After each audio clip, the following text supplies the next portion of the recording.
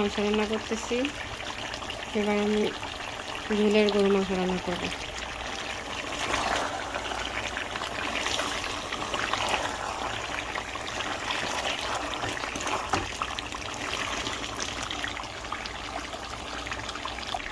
মাংস কষানো শেষ। এখন আমি কয়টা আলু দিয়ে দিব। এখন আর একটু কষিয়ে নেব। এখন গরম পানি দিয়ে দেব।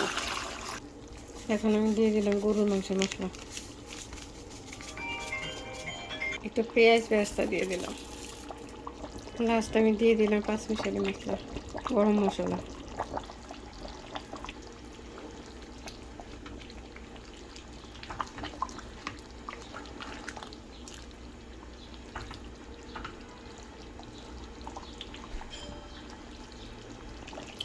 উপরে তেল উঠে এসেছে। দেখুন মাংস রান্না হয়ে গেছে। দেখুন কত সুন্দর হয়েছে, ইয়ামি হয়েছে মাশাআল্লাহ।